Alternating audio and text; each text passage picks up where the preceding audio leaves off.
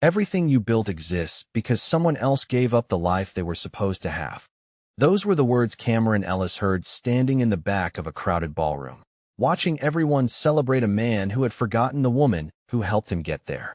The room was filled with applause, camera flashes, and expensive suits. Brandon Whitmore stood beneath the golden lights, smiling as he accepted the Business Leader of the Year award. His family sat in the front row, proud and emotional. His father, Richard Whitmore, shook his head with a smile and told the reporters, "Brandon always had the vision. He was born to build something great." Everyone clapped. Everyone believed it. Everyone except the woman standing quietly near the back of the room. Cameron didn't say a word. She simply looked at the stage and remembered a different time. A small apartment. A kitchen table covered with business plans. A young man with a dream and a bank account that was almost empty. A man who once looked at her and said, "Cameron, I don't need someone who believes in my success. I need someone who believes in me before anyone else does." And she did. She believed in him when nobody knew his name. She believed in him when his first company failed. She believed in him when he came home exhausted, convinced that his dream was slipping away. She was the person who stayed awake late at night reviewing numbers, organizing ideas, and helping him prepare for meetings that would eventually change his future. But somewhere along the way, Brandon stopped seeing her as his partner. He started seeing her as part of the background, the woman behind the success story, but never the person who helped create it. After the ceremony, Cameron found Brandon near the entrance, surrounded by investors and family members. He looked confident, comfortable, almost untouchable. When he finally noticed her, his smile changed slightly. "You came," he said. Cameron nodded. "Of course I came. This was a big night for you." Brandon adjusted his jacket and glanced toward the crowd. "I just wish you understood this world better. Things are different now." Cameron studied his face for a moment. "Different how?" He hesitated. "I'm not the same person I was 10 years ago." She gave a small, almost invisible smile. "Neither am I." But Brandon didn't understand what she meant. He had spent years watching her give things up so he could move forward. He never stopped to ask what those sacrifices cost her. He never knew about the opportunity she turned down in New York. He never knew about the executive position waiting for her before she chose to help him build his company. He never knew about the nights she spent creating strategies that carried his business through its hardest years. And most importantly, he never knew that Cameron had quietly stopped waiting for him to remember her value. That night, after everyone left and the lights of the ballroom began to fade, Cameron returned home and opened an old wooden box she had kept hidden in her closet. Inside was a letter dated 10 years earlier, a letter that represented a different future, a future she had given up for the man standing on that stage. She held it in her hands and whispered, "I wonder if you ever realized what I lost so you could win." What Cameron didn't know was that the world was about to learn the truth Brandon had spent years overlooking. The woman he thought was standing behind him had always been the person who helped him stand at all. 10 years before anyone knew Brandon Whitmore's name, before the awards, the headlines, and the glass office overlooking downtown, there was a small apartment where a young couple sat across from each other at a kitchen table covered with papers, coffee cups, and dreams that felt impossible. "What if this actually works?" Brandon asked one night, staring at the numbers in front of him. Cameron Ellis looked at the plans, then looked back at him. "Then we make sure it works." That was who Cameron had always been. She did not just believe in people when everything was easy. She believed in them when they were scared, uncertain, and one mistake away from giving up. Back then, Brandon was not the successful founder everyone admired today. He was a man trying to convince investors that his idea had potential. He had ambition, but he also had doubts. Cameron saw both. She saw the future he could not yet see.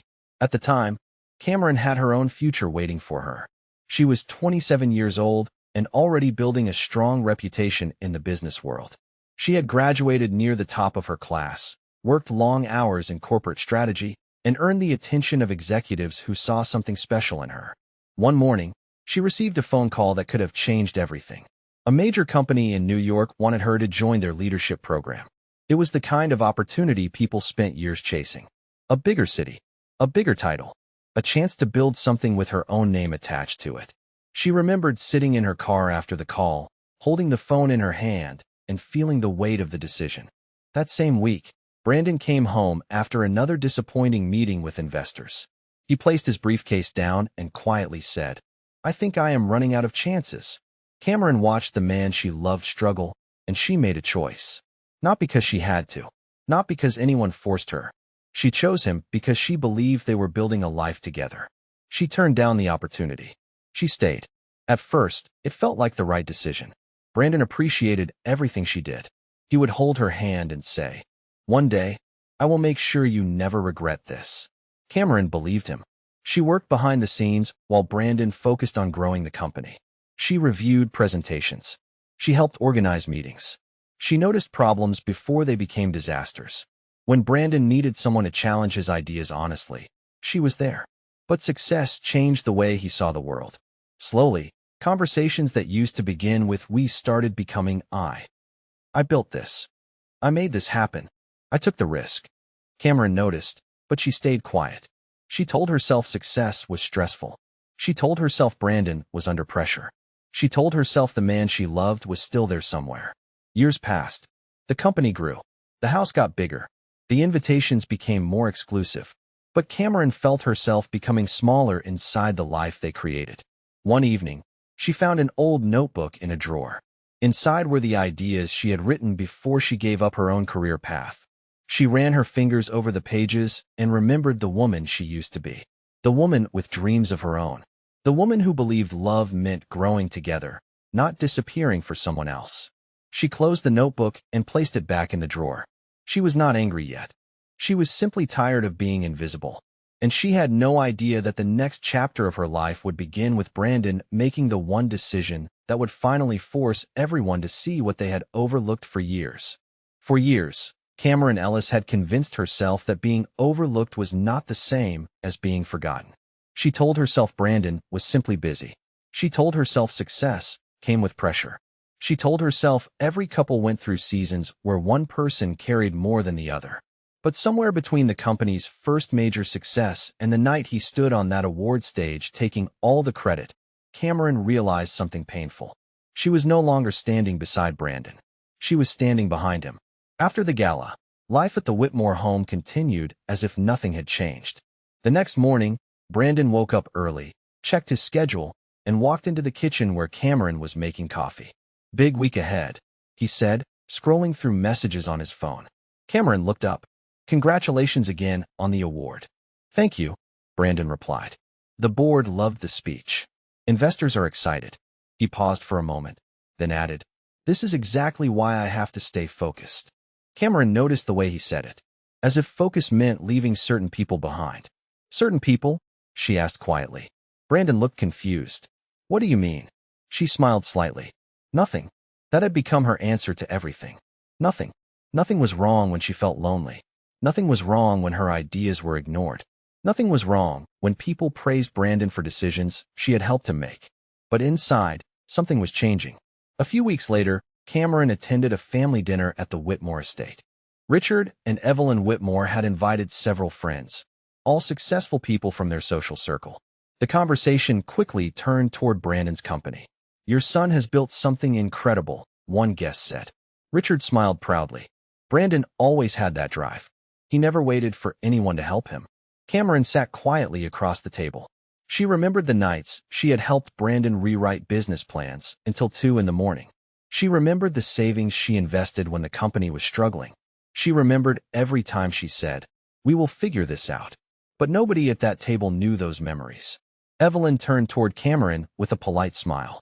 "You must be so proud of him." Cameron returned the smile. "I am." It was true. That was the hardest part. She was still proud of the man he had become, even while realizing he no longer valued the woman who helped him get there. Later that evening, while driving home, Brandon spoke casually. "My parents think you should consider doing something more productive with your time." Cameron glanced at him. "More productive?" "You know what I mean," he said. "Maybe start something small. A hobby. A part-time project. Something that fits our lifestyle." Cameron looked out the window at the city lights passing by. He did not know those words hurt because they came from the person who once knew her potential better than anyone. "Brandon," she said softly, "do you remember the company presentation from 6 years ago? The one that helped you secure your biggest investor?" "Of course." "Who created the strategy?" He was silent for a second. "My team worked on it." Cameron nodded. She did not argue. She did not remind him. She simply accepted that the man she loved had rewritten the past until he could no longer see her in it. A few days later, Cameron received an email from an old professional contact. The message was short. They wanted to know if she was still interested in returning to the business world. She stared at the screen for a long time. For years, she had been waiting for Brandon to recognize what she gave up. But maybe she had been waiting for the wrong person. And then, one evening, she found something that changed everything. On the kitchen counter sat a folder Brandon had accidentally left behind. Inside were documents for a future decision he had already made. A decision that would change their marriage forever. Cameron read the first page, and for the first time in years, she did not feel invisible. She felt awake. Cameron Ellis stared at the folder sitting on the kitchen counter for several minutes before she finally opened it.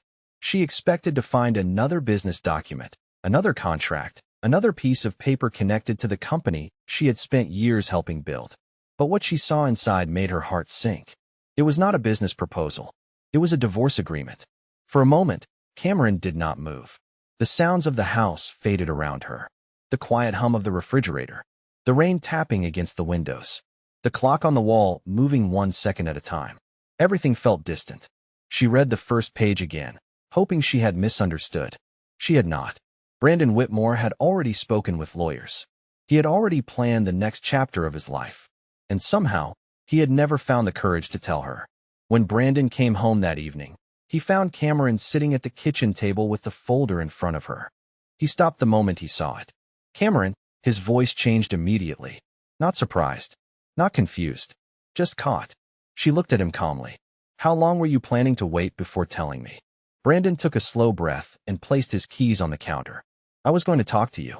When? She asked. After everything was already decided? He looked away.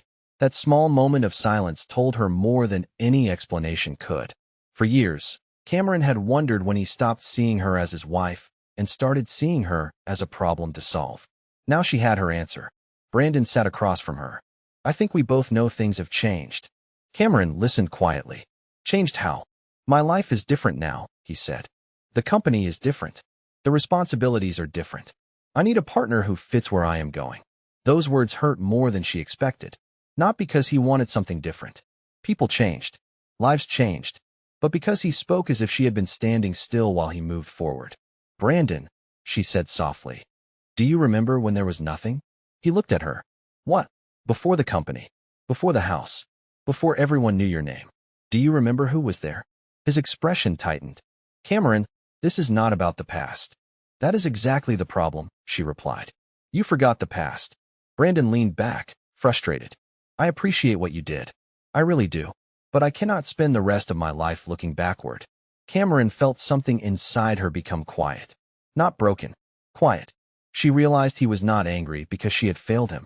He was uncomfortable because she reminded him of a version of himself he no longer wanted to remember. The woman who believed in him before anyone else did. The woman who sacrificed opportunities without asking for anything in return. The woman who helped build his foundation but was never mentioned when people talked about the house above it. Are you asking me to leave? She finally asked. Brandon looked down. I think it is better for both of us. Years ago, those words would have destroyed her. She would have begged him to remember their promises. She would have asked what she could do differently. But that woman was no longer sitting at that table. Cameron reached for the pen beside the documents. Brandon looked surprised. You are not going to fight this? She signed her name slowly. No, why? He asked. Cameron placed the pen down and looked directly at him. Because I spent years fighting for something you stopped valuing. She closed the folder and stood up. Brandon expected anger. Tears. A final argument. Instead, Cameron simply walked away. That night, she packed only what belonged to her. No revenge. No accusations. No attempt to destroy him. She left the house with the same quiet strength she had carried for years. But this time, she was not walking away because she was giving something up. She was walking away because she finally understood she had already given enough. And Brandon Whitmore had no idea that losing her would soon become the biggest mistake he had ever made. Cameron Ellis expected the first few weeks after leaving Brandon Whitmore to feel different. She thought there would be sadness. She thought there would be moments when she would miss the life they built together. And there were. The hardest part was not losing the house. the comfortable routines, or the image of being a successful couple. The hardest part was accepting that the person she spent years supporting had never truly understood what she had sacrificed. After the divorce was finalized, Cameron moved into a small apartment on the other side of the city. It was nothing like the large home she once shared with Brandon. There were no expensive decorations, no perfect living room designed for guests, no reminders of the life everyone thought she had. But for the first time in years, the space felt like hers. One morning, while unpacking an old box, Cameron found the notebook she had kept from her early career days. Inside were business ideas, market research, and notes she had written before she put her own dreams aside. She sat on the floor, turning each page carefully. She remembered the woman who wrote those words. A woman who had confidence. A woman who had ambition. A woman who believed she could build something meaningful. Her phone rang before she could think any further. It was Maya Brooks, an old friend from her professional days. "I heard what happened," Maya said gently. Cameron smiled faintly. "News travels fast. Only when it involves people who think they are untouchable," Maya replied. Cameron laughed softly for the first time in days. Maya had always been honest with her. She never treated Cameron like someone who needed saving. She treated her like someone who had simply forgotten her own strength. "Cameron, I need to ask you something," Maya said. "Why did you really leave that career behind?" Cameron was quiet. "Because Brandon needed me." "No," Maya answered. "Because you chose him. There is a difference." That sentence stayed with Cameron. She had spent years telling herself she lost opportunities because of circumstances. But the truth was more complicated. She made a choice out of love. The problem was not the choice. The problem was that Brandon eventually acted like the sacrifice never happened. A few days later, Cameron received an invitation to meet with a group of business leaders who had followed her work years earlier. She almost ignored it. Part of her wondered if she still belonged in that world. She had spent so long being introduced as Brandon's wife that she had almost forgotten who Cameron Ellis was on her own. During the meeting, one executive placed a folder in front of her. "We have been looking for someone with your strategic background for a long time," he said. Cameron looked surprised. "You know about my work?" The executive smiled. "Cameron, people in this industry know your work. You were just never the person standing in front of the cameras."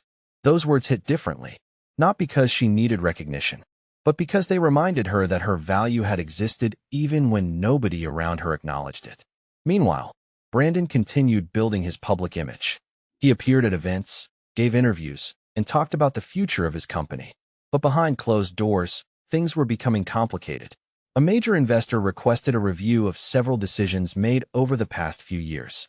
The board wanted answers about strategies that had driven the company's biggest growth periods. Brandon was confident at first. He believed he had everything under control. Then one of the executives asked a simple question during a meeting. Who created the original expansion strategy? Brandon looked through the documents in front of him. He expected to see his own name. Instead, he saw something he had not noticed in years. Cameron Ellis. For the first time since she left, Brandon was forced to confront a truth he had avoided. The success everyone celebrated had another name attached to it. And that name belonged to the woman he thought he could leave behind. Cameron Ellis had spent years believing that recognition was something other people decided to give you. She thought success belonged to the loudest person in the room, the person standing under the lights, the person whose name appeared on the headlines. But sitting across from executives who knew her work, she started to understand something she had forgotten. Her value did not disappear just because someone else took the credit. The meeting ended with a simple question. "Cameron, are you ready to build something with your name on it this time?" For a moment, she did not answer. She looked down at the folder in front of her and thought about everything she had left behind. The career opportunity, the late nights, the dreams she placed on hold. Then she looked up and smiled. "Yes, I think I am." Across the city, Brandon Whitmore was having a very different kind of week. The company he had spent years presenting as his greatest achievement was suddenly facing questions he could not answer easily. During a board meeting, executives reviewed the company's most successful growth periods. Charts appeared on the screen. Numbers showed the moments when the business expanded faster than anyone expected. Then one board member pointed to a document. "This strategy changed everything for the company," he said. "Who was responsible for developing it?" Brandon leaned forward, expecting to see his own name. Instead, he saw Cameron Ellis listed as the original strategist. He stared at the screen. That cannot be right. The room became quiet. The records are clear, the executive replied. She created the framework before the expansion. Brandon looked through the documents again. He remembered those years differently. He remembered long meetings. He remembered difficult decisions. He remembered his own determination. But now he was seeing pieces of the story he had ignored. Cameron's notes. Cameron's research. Cameron's recommendations. All the things he once called support were actually the foundation of the decisions that helped the company succeed. After the meeting, Brandon called one of his oldest employees, Daniel Parker, who had been with the company since the beginning. "Did you know about this?" Brandon asked. Daniel hesitated. "Yes." "Why did nobody tell me?" Daniel looked uncomfortable. "Because Cameron never wanted attention for it." That answer stayed with Brandon. She never demanded credit. She never reminded him. She never used her sacrifices as a weapon.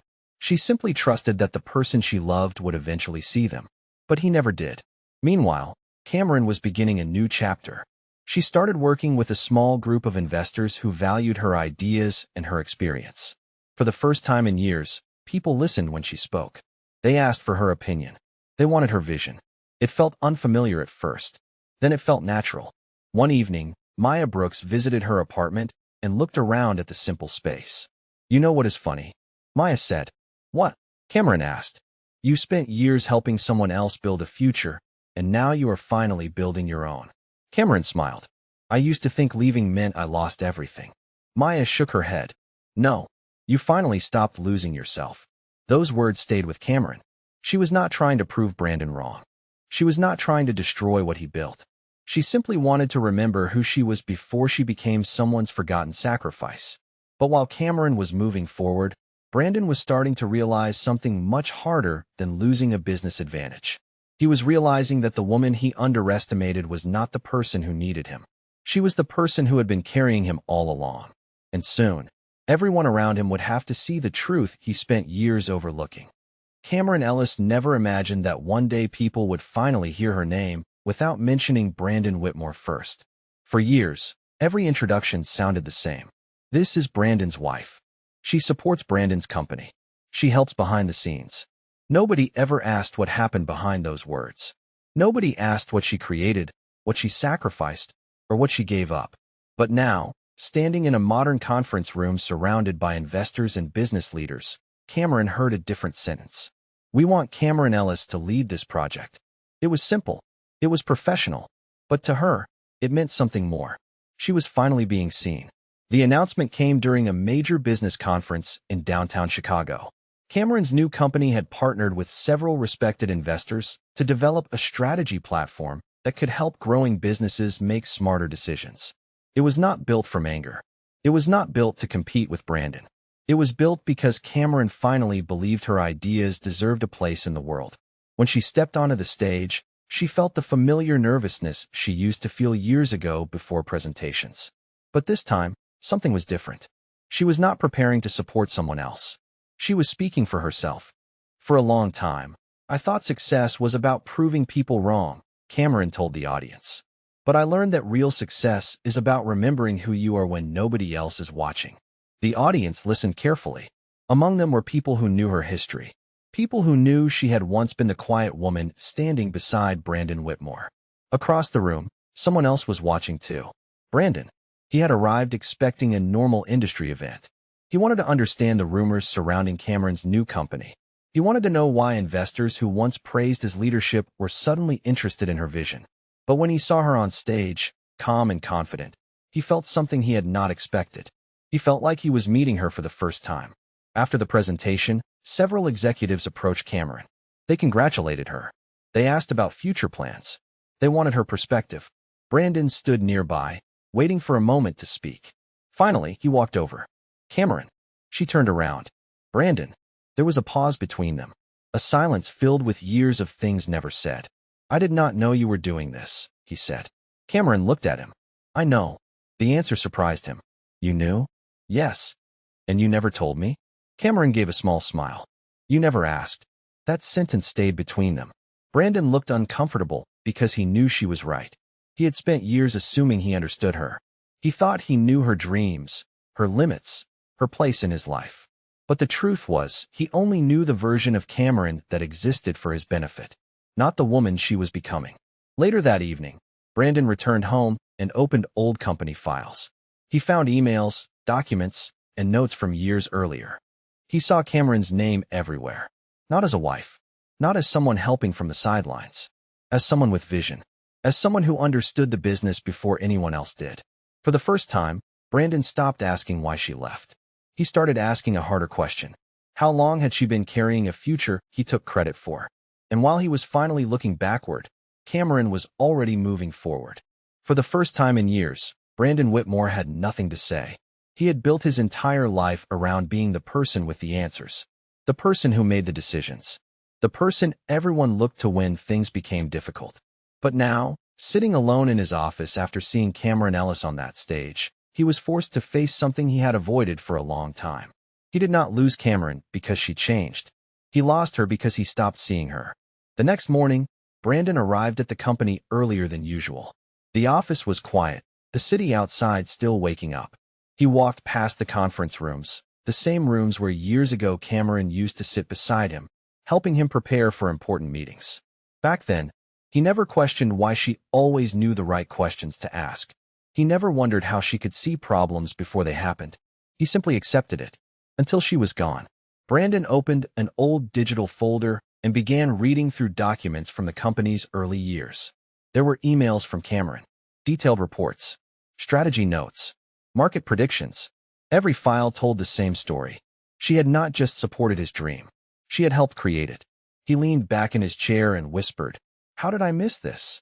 Later that afternoon, Brandon asked Daniel Parker to meet him at a nearby coffee shop. Daniel had been with the company since the beginning and was one of the few people who knew the full story. "Why did Cameron never tell me?" Brandon asked. Daniel looked at him carefully. "Because she thought you already knew." Brandon looked down.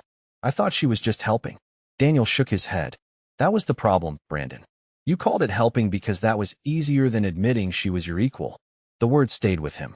Meanwhile, Cameron was preparing for another major presentation.